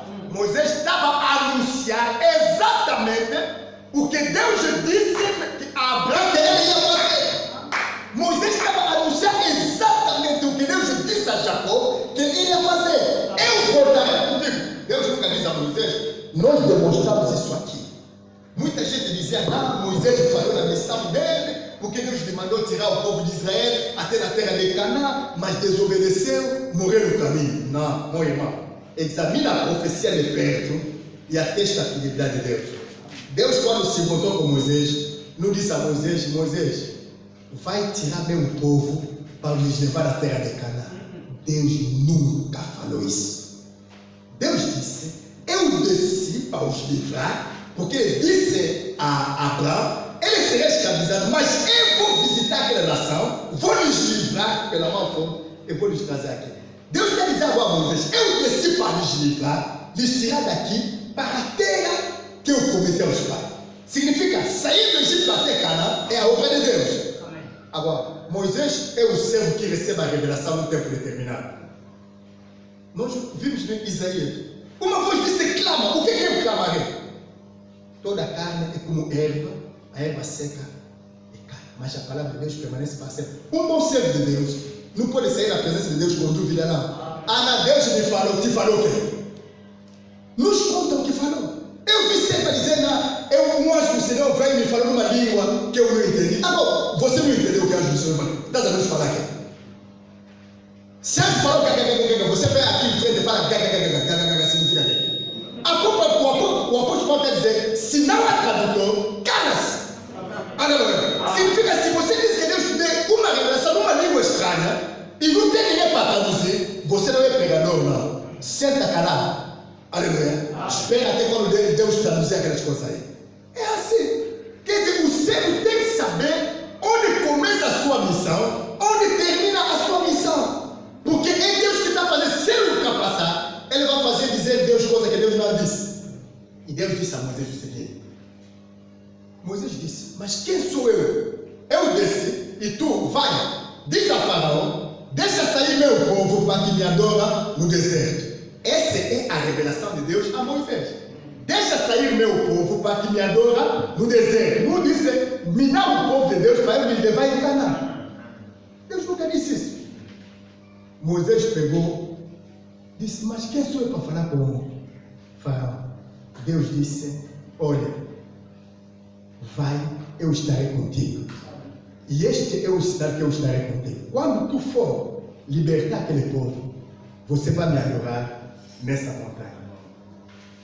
Moisés não chegou com o povo naquela montanha. Chegou. Depois de Moisés chegou naquela montanha, a missão dele continuou. Não continuou. Surgiu uma coisa, não, Moisés, Deus lhe falou, não bate na rocha, ele bateu na rocha, depois não vai entrar. Mas o problema é que Moisés chegou com o povo naquela montanha ali. E o ministério dele acabou lá. A circunstância é como quando nós dissemos já, esse indivíduo é como se você tivesse a dizer, lá atropelar no carro, se não saísse embora de casa não ia morrer. Mas ele devia sair naquele dia, porque dia dele de ir. Aleluia. Nós não entendemos como que o carro entrou até romper a parede, lá atingir o quarto. Se isso embora passear, como ele anda a passear, talvez já partir a casa, mas ele não estaria dentro. Ele deve morrer, ele tem que estar lá. Mesmo se ele anda a passear todos os dias, aquele dia ele vai esperar lá. Aleluia. Significa pouco importa o que aconteceu no deserto, a missão de Moisés estava determinada na profecia que devia acabar naquela montanha ali. Amém. Vocês vão me adorar neste monte, diz o Senhor. Amém. E Moisés não disse, Preste atenção quando Moisés chegou diante de Faraó. Não disse a Faraó: assim diz o Senhor, deixa sair meu povo para nós ir na terra de Canaã. Não, Moisés não falou isso. Moisés disse: assim diz o Senhor, deixa sair meu povo para que me adora no deserto. Faraó olhou: deserto? Será que no Egito não tem espaço para orar? Vocês têm que ir até no deserto. Esse povo é preguiçoso. Castigo. Deus não disse que vai sofrer muito. Quer dizer, é por isso que Pedro está a orar. Herode, com Pilato, com o resto, todos congregaram-se contra o ungido para fazer o que já estava predeterminado no teu conselho. Não tem nada que o mundo vai nos fazer que Deus não determinou. Se Deus não decidir, é por isso que um pregador dizia o seguinte: ser usado por Deus não é ser aprovado por Deus, não. Deus pode usar o diabo para fazer o trabalho dele, mas Deus não aprova o diabo, não. Deus usa o diabo para nos castigar e nos afligir, porque Ele sabe que essas aflições fazem parte do plano dele para nós chegar na glória. Ponto, caso. Faraó disse: não, castigo. Moisés começou a dizer: mas o Senhor, mas como, o que eu fiz agora desde que chegou? O povo também disse: Moisés, estás a ver? Nós já tivemos de bom, tivemos a sofrer, mas não assim desde que chegaste aqui que Deus já falou. Moisés voltou a Deus: Senhor, você me mandou ali. Qual foi a resposta de Deus? Eu mesmo que endureci o coração de Faraó para mostrar o meu poder, porque o que ele disse a Abraão com certeza deve se realizar daquela maneira. Eu sou Deus, não há outro Deus. Amém? Amém. Israel saiu no deserto. E quando está saindo no deserto, Deus está a dizer a Moisés: eu vou te conduzir na terra dos Jebuseus, Heteus, Perezeus, citou também os amorreus. Não falou? Disse: não fará aliança com eles, nem deve habitar no rosto dele. Não limite o que ele faz. É por causa dessas coisas que tu lhes expulsar diante de vocês. Deus não falou a Abraão que quando a maldade dele atingir limite, significa Deus ver que o pecado desse povo aqui já é demais, não pode mais ficar aqui, não. Vou lhes tirar daqui e trazer o meu povo aqui, porque o momento chegou. E os sinais proféticos são assim. Eram quantos povos que Deus citou que ocupavam aquela terra ali? 6 povos. O 7º povo a ocupar Canaã são os filhos de Israel. É na 7ª geração que Deus cumpre toda a coisa e traz a igreja de volta no caminho certo, que eles conduzem à glória. Deus é a perfeição sobre. O resto são os homens tentarem interpretar a profecia da maneira dele, tentar falar com arrogância das coisas que ele não. O que foi no tempo que aconteceu com Israel é exatamente o que acontece com o povo de Deus no dia de hoje.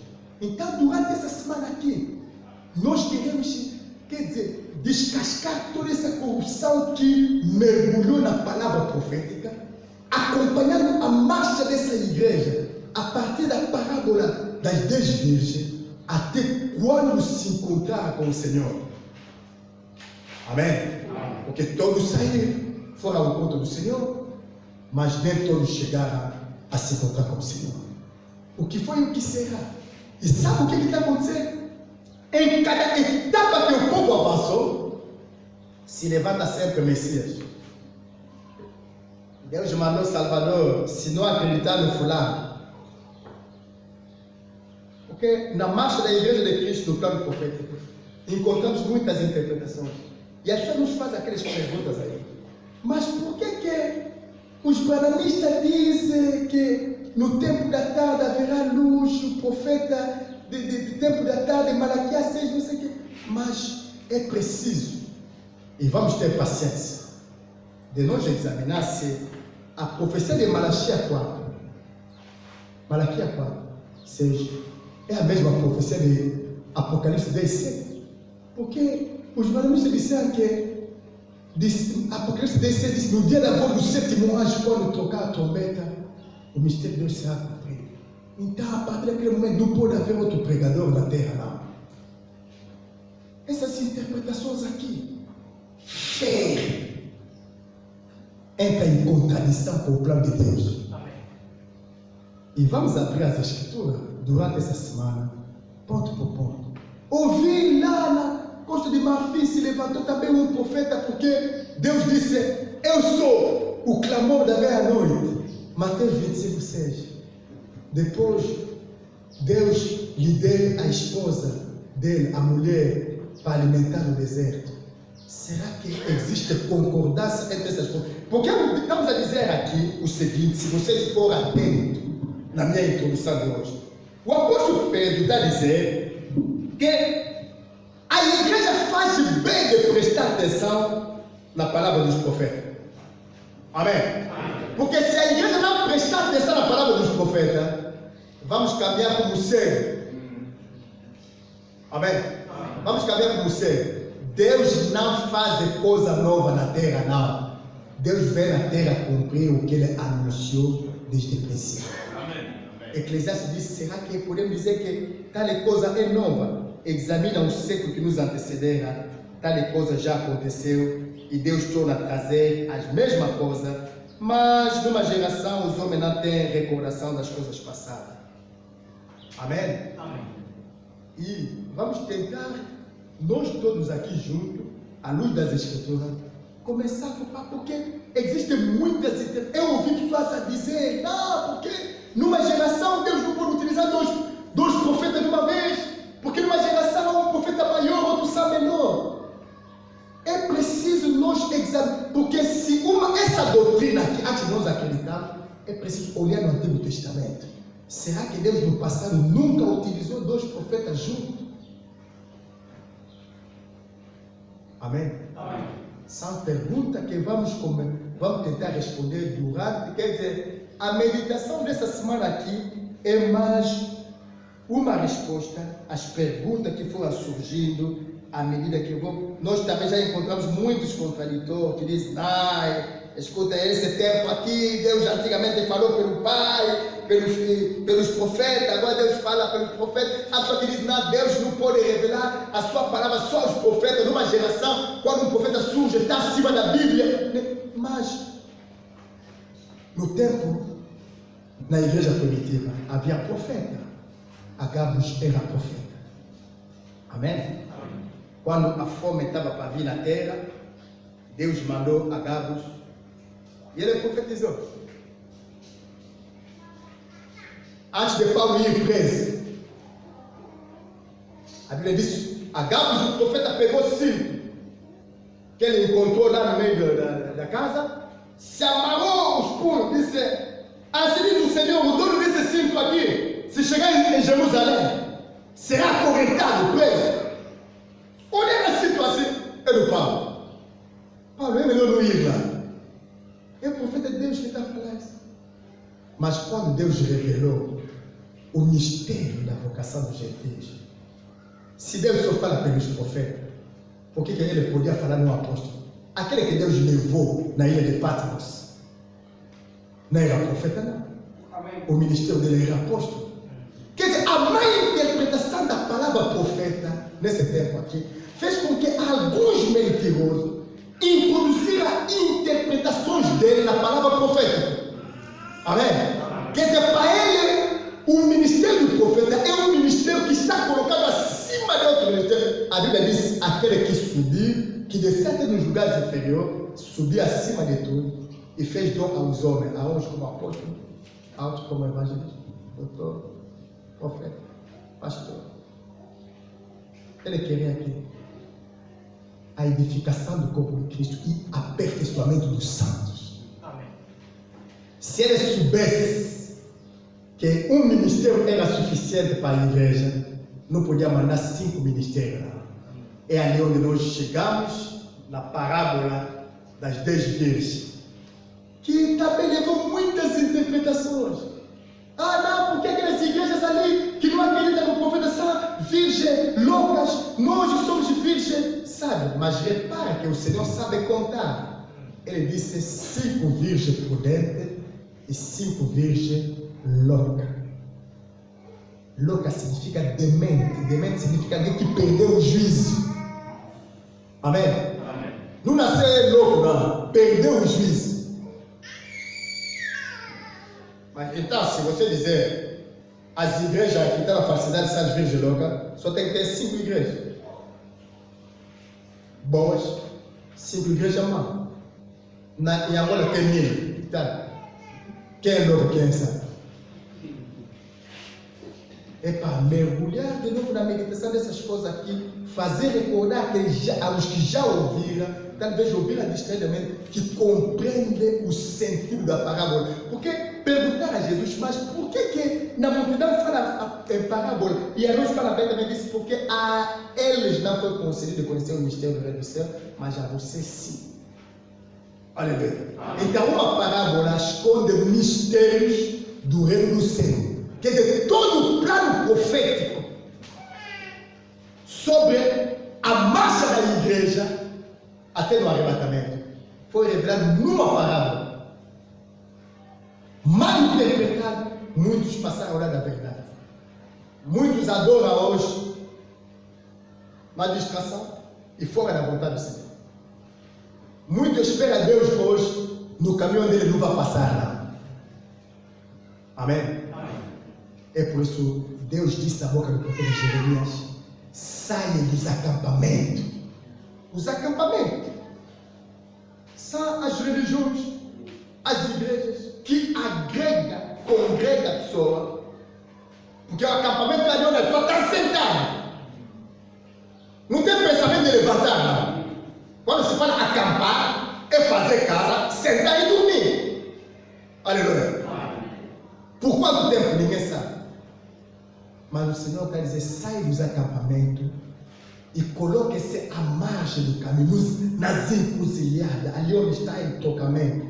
Pergunte pelas veredas antigas. Ali já o eleito começa a compreender que em Deus não há novidade, não.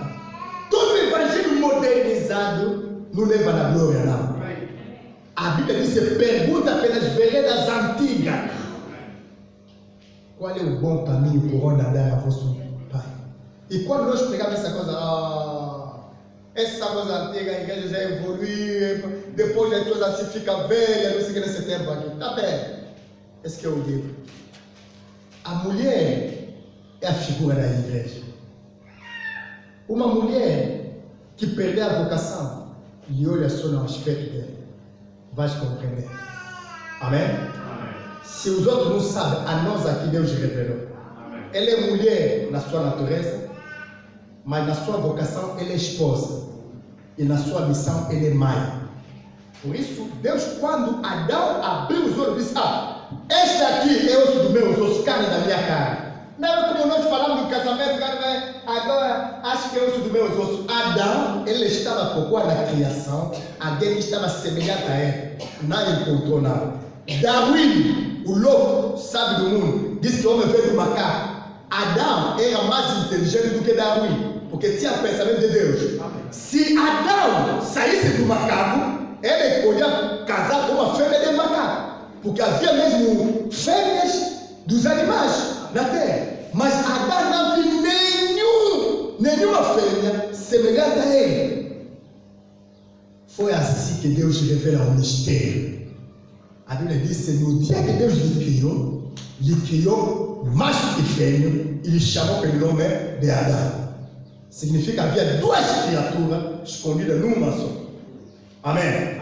Então Deus lhe faz cair num sono e retira uma parte.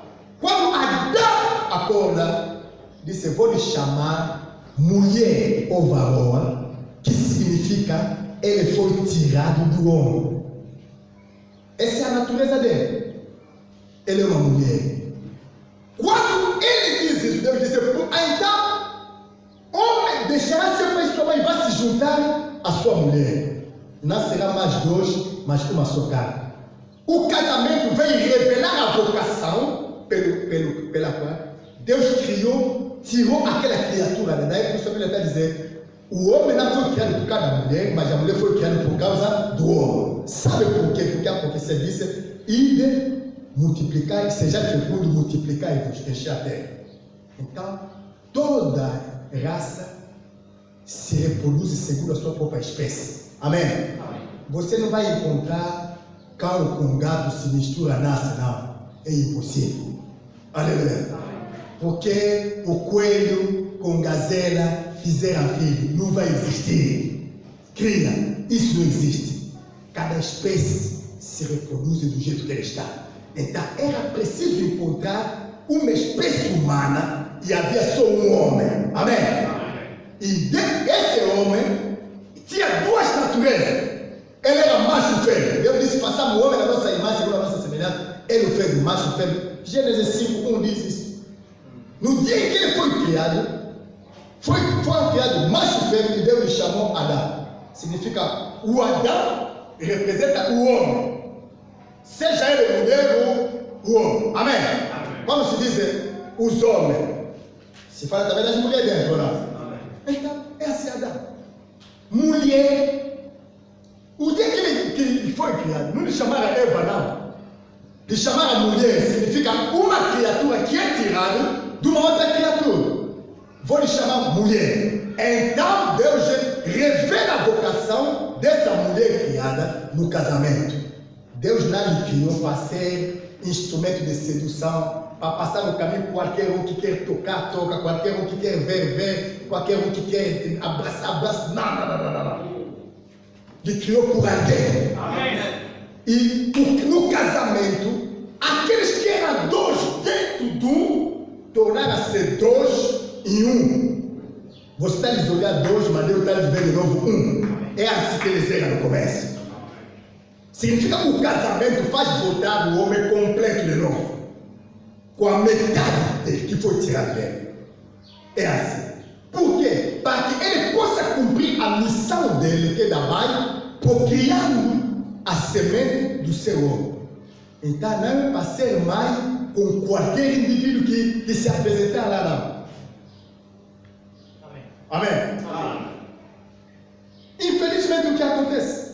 Até um amigo me disse, minha sobrinha aparece todo mundo no bairro que quer testar se nasce ou não nasce, anda aí na casa da minha tia. Quer dizer, todo mundo vai depositar lá. Você chega aí e encontra uma pessoa de muita cor, caras mistas. Isso é a perca da vocação com Deus. Se você compreender essa coisa, vai compreender a igreja. A igreja foi criada. Jesus disse, eu edificarei a minha igreja. É para quê? Para levar a semente de Cristo e reproduzir filhos na imagem de Jesus, que são chamados cristãos.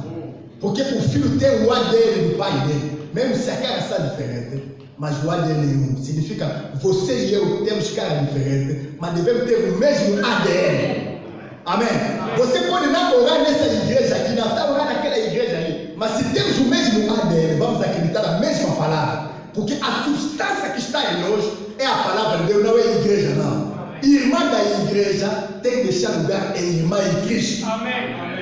Porque nasceram da mesma semente e da mesma igreja, da mesma mulher que é a igreja. É por isso. Mas agora olha o que acontece no mundo hoje. A mulher negou a natureza que Deus lhe deu. Eu repito isso, a pessoa pensa que estou fazendo teatro. Não. A mulher negou a natureza de Deus. E mesmo na aparência física. Acontece. Cortou o que Deus deu. Ele desenhou dele. Como que não corta a doutrina de Deus? Aleluia. Deus, quando te criou, se observa bem no espelho. Isso aqui, esse vistado. Se você já cortaram, já pintaram, aquilo já passamos lá. Ele pinta dele. Quer dizer, cortou mesmo, pegou a lâmina, tirou, se olhou no espelho, tirou. Depois pegou aquele lápis ali, afiou bem, meteu cuspe, depois desenhou, subiu, desceu. Igreja. Aleluia. A igreja mudando de natureza. A figura da mulher. Ele pega as pistalas ali, olhando assim. Essas pistalas situação bem, não. Deus colocou pistaia com a dimensão dele, porque ele tem o seu papel protetor dos olhos. Amém? E quando há poeira e impureza entrar, ele fecha, impureza, a cola da pistaia. Amém? E ainda que se entrar por acaso, se você lagrimar, a lágrima tira depois daquele lixo ali e coloca na pistaia, você tira. Não, a mulher viu, não, isso não está bom não. Pegou dele mais comprido, e depois pegou cola e colou ali. Tá? É a igreja que se transforma, pega as coisas que não sabem da doutrina e ele introduz. Agora, se a pistaia protege os olhos, porque Deus colocou para proteger os olhos, o que vai acontecer? A mulher começa a piscar muito rapidamente. Agora, se o homem está te mentir, o homem que te mente, você para só um bocado de olho nos olhos. Aleluia. Se ele está falando contigo, não olha no chão, não. Agora, você quando está a olhar, está te mentir, você está mexendo nas unhas. Mete a cabeça de lado assim. A expressão do homem está nos olhos. Aleluia. Se levantar os olhos, o mentiroso começa a gaguejar. Ou não? Nunca experimentar isso? Todo aquele que mente, se você olha nos olhos assim, ele começa a gaguejar. Mas a mulher não olha nos olhos, não. Olha no chão. Depois, ainda que levanta os olhos, aquele pistaia que ele colocou ali, faz bater os olhos rapidamente. Agora você começa só a piscar assim. Você não tem discernimento do que está a passar em frente, não. Porque uma pessoa, a expressão dos olhos é rápida. Você pode ler o ódio nos olhos de alguém, depois muda de cara ali. Você pode ler ira, depois muda de cara ali. Mas se você é rápido, você consegue notar isso.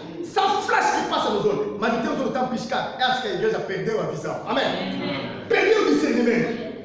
Como disse que é só rico, não, você segue. Jesus está dizendo você segue. Porque esse pistaia que você colocou lá está te impedindo de ver a verdadeira natureza das coisas.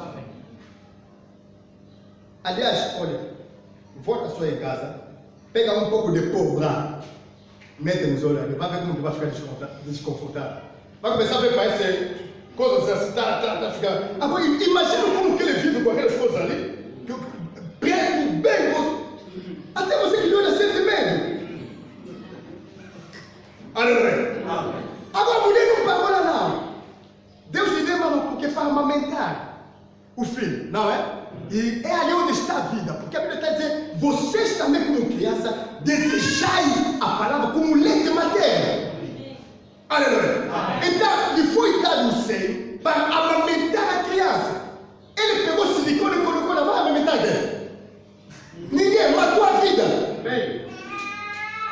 Essa é aí a figura da corrupção que se generaliza. Quer dizer, matou a vida por causa da beleza. E a Bíblia diz, enganosa a formosura, vai dar da beleza, a mulher que tem o Senhor será louvada. E chama a atenção a vocês, meninos, que vão casar na mãe, você que está casado. Essa história de nascer já, quer dizer, depois o meu peito começa a cair. Você nasceu por quê? Aleluia. Quer dizer, ele troca a missão dele de mãe com vaidade. É o que a igreja fizeram hoje. As igrejas trocaram a missão de produzir filho de Deus com a vaidade. Ah, não! Você pode fazer universidade. Pode fazer universidade. Eu quero ver essas universidades das igrejas aqui levar só no céu, com o diploma dele. Aleluia. Amém. Mas eu acredito que se a universidade desse diploma que vai no céu, Deus já permitiu para nós também fazer a universidade. Porque o ouro e prata está na mão dele. Nenhum diploma leva no céu. A igreja que perdeu a vocação. Aleluia. E você sabe, quando Moisés estava, o povo de Israel estava em combate, era preciso que Moisés ficasse com as mãos levantadas. Moisés levantou as mãos, se cansou. Vira, não, Moisés não vai conseguir mais. Fizeram aqui, colocou uma pedra, assentou. Segurança. Segurar aqui. As mamães para amamentar, tem que sentar, não? É a posição mais confortável. Puxa a cadeira, senta. Não, ele também meteu silicone ali. Não tem maneira de sentar, irmão. Está tudo complicado.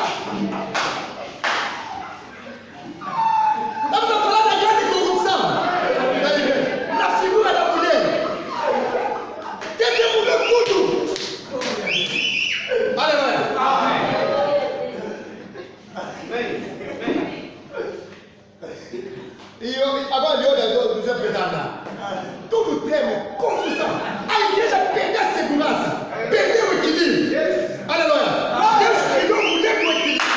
As mulheres, você vê esse lado é pequeno, aquele lado é grande, esse lado aqui é muito alto. Você não está entendendo mais. Quer dizer, ela mudou, os homens mudaram a forma da igreja. Na figura da mulher você consegue discernir. Porque o apóstolo Paulo disse: o mistério é grande em relação a Cristo e a igreja. E podemos estar a rir aqui, mas eu ouvi falar da grande corrupção. Aleluia. A igreja perdeu a forma primitiva. Amém. A igreja de Cristo também hoje está cheia de silicone. Amém. Coisa que pela aparência faz, quer dizer, você vê a igreja, parece é bonita na aparência. Mas quando começar a ver, tá me mandar fotografia, porque apodrecer, apaiou o campo aqui, apaiou o campo atrás, apaiou não sei o quê. A cegueira também, essas coisas que você está metendo aqui depois, começa a provocar cegueira antes do tempo. Mesmo se soubesse, se fosse inútil, Deus não ia pôr isso, não. Aleluia. Você está cortado, está vendo, não é importante, corta. Deus sabe porque Ele colocou isso lá. É por isso, quando nós ensinamos os preceitos da palavra de Deus, isso é exagero, isso ali não é importante, mulher pode até não fazer isso, mas o mais importante é o que está por dentro. Sim, o que mais importante é o que está por dentro, porque Deus disse que a mulher não pode orar com a cabeça de coberta. Se não fosse importante, Ele falou isso por quê?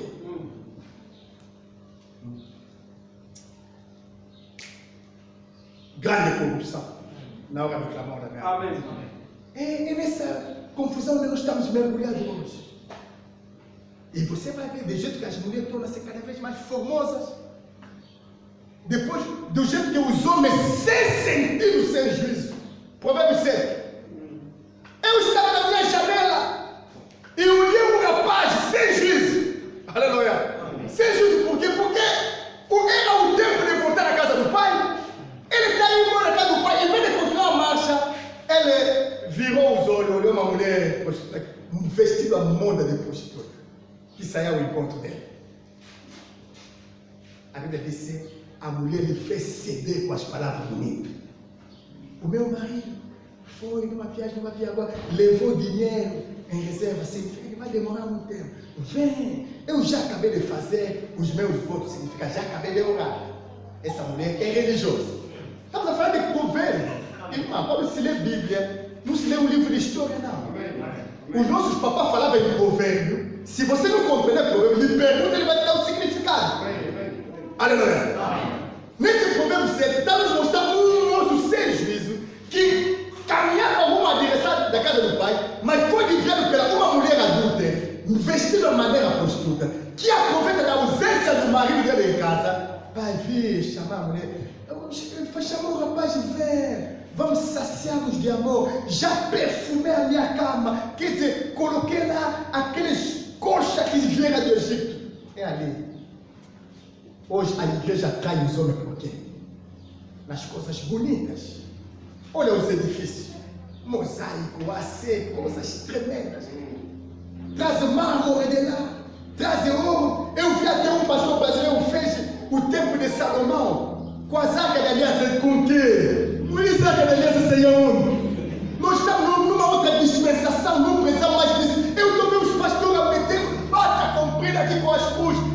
Isso significa que é bom. Tá bem, bata, né? Ará meter a bata. Me mostra o rito, me. A tua bata tem quantas pernas? Foste lá alfaiate. Inventaste uma coisa ali, colocaste a cruz. Imitação sem juízo. Porque os homens sem juízo se deixam seduzir com palavras bonitas e com as coisas bonitas que estão nos apresentar. Essa mulher, se você ler Provérbios 7 com a ajuda do Espírito Santo, vai compreender a mensagem que seduz as pessoas hoje. Vem, Deus vai te abrir as portas. Se chegar nessa igreja, quer dizer, a tua vida muda, terá bom emprego, terá. E a Bíblia diz: ele seguiu aquela mulher como um animal que vai ao matador, como um pássaro que vai diretamente no laço. O que ele não sabe é que a casa dessa mulher é um verdadeiro Senhor, casa dos mortos. E muitas almas já morreram. Ela está pensando que é a primeira, que a mulher se apaixonou dele, porque ele é bonito. Não, ele é habituado a matar as almas. Jesus disse: ai de vocês, fariseus hipócritas, doutor da lei, que percorre a terra por causa de um prosélito. E cada vez que você consegue um prosélito, lhe torna 2 vezes candidato do inferno. Há pessoa que até tinha temor de Deus, quando entrar nas igrejas, temor desaparecer. Porque, se o pastor está fazendo, eu conheci uma miúda que crescemos com ele. Nós lhe chamávamos madre, tinha temor, aquele miúdo ali, não como nós já queremos converter com um amigo assim, é impossível. Eu voltei a lhe ver adulto, porque ele cumpriu o sonho dele, foi nas matas. Está vindo a conversar comigo, eu fiquei. Deus já nos deu discernimento. Fiquei e olhei, nunca entrei. Quando saí com aquele meu amigo ali, porque crescemos todos juntos, disse: mas a madre está assim por quê? Eu não lhe conhecia assim. Está assanhado? Meu irmão, até Japão, quando ele não foi lá nas matas, foi lá, viu o que se faz lá, voltou pior, tem amigos aqui. Ela aprendeu isso lá. Quer dizer, há igreja que tira só o temor de Deus. Porque ele tira, quando chega lá, afinal, ele estava pensando que, quer dizer, os pastores andam a ver Deus, afinal, sabe só como eu. Assim mesmo, vamos. Aleluia. É assim. 2 vezes candidato do inferno. É a figura dessa mulher. Não é imitar o mundo das coisas que se faz no mundo. E porque o mundo entra sempre em paralelismo. O que aconteceu no tempo de Noé, aconteceu na vida do filho do homem, no tempo de Noé. As pessoas só falam dele. As pessoas comiam, bebiam, casavam, davam-se em casamento. Mas as pessoas não vê o que a Bíblia fala do tempo de Noé, não. Quando os filhos dos homens viram que as filhas dos homens, os filhos de Deus viram que as filhas dos homens ficavam cada vez mais formosas, tomaram para si mulher de Deus. Quando casava, dava-se casamento, plantava, edificava, Deus falou. Só estava lhes olhando. O pecado atingiu o limite quando os filhos de Deus, vendo que as filhas dos homens ficavam cada vez mais bonitas, significa que Deus mudou de criatura, começou a fazer as mulheres diferentes. Não. O problema é que você pode encontrar uma mulher escura hoje, depois de 2 semanas, claro, mulata. Mas ele ou não é? Ficou mulata como? A indústria cosmética. Não tem indústria que faz dinheiro no mundo como a indústria da arma de cosmética. A mulher, as filhas dos homens, tornam-se cada vez mais bonitas. Ele pode acordar com o cabelo aqui, tipo meu. Quando ele vai e volta, você volta à noite, o cabelo dele chegou nas arcas. Chegou assim como? Comprou. Amém? Amém. Adulteração da natureza. Amém. Não imita no mundo, nas coisas que estão no mundo. Amém. Mas faz paralelismo dessas coisas aqui. Olha a mulher hoje. Compreende que no tempo de Noé também aconteceu a mesma coisa. Você estava a dizer, vocês os jovens aqui, mas você vai estar me olhar. Antes de casar, a Bíblia diz: a mulher que teme o Senhor, esse será no passo. Está vendo, Pedro Caio? Não olha, só o andamento dela. Porque aquele andamento também é falso. Provérbios 7 diz: eu vi a mulher vestida a moda prostituta. E mulher que quer chamar a atenção tem maneira de andar. Aleluia. Amém. Você já pediu já fazer mulher, né? Só andar com a cabeça assim. Imagina ele treme, mulher. Aleluia. Não. Ele faz isso, de propósito. E quando fica até o lado, faz tipo, viu uma coisa que ele não gostou. É mentira. Eu estou te falando. Amém. Há coisa que Deus permitiu para nós passarmos, para você já não cair mais nisso. Amém. Você está te olhando tipo, é mentira! Dá sua volta ali. Ele vai receber número do telefone. E ali você acabou! Essa Bíblia aqui, não vai ler isso. Vai esquecer. Aleluia. A mulher que tem o Senhor será louvada.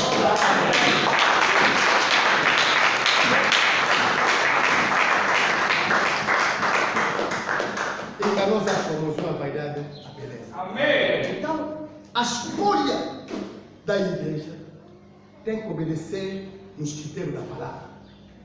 Amém? Amém. Porque do jeito que conhecemos a mulher, eu estou vendo essa mulher aqui, Deus não lhe fez assim não. Eu também posso olhar essa igreja, Jesus não deixou assim não. Está completamente adulterado. Amém. Jesus chegou na terra, Senhor, fala no meu irmão, que divide a herança que pai. Jesus lhe olhou. Quem me estabeleceu aqui para falar da vossa herança? Jesus não veio por isso, não. Amém. Há coisa que a igreja não pode fazer. A igreja pode até te ajudar quando tem problema, a igreja não é ONG, não. Não fala, vou na igreja para quando vou morrer ou vou ter problema, vão vir me ajudar.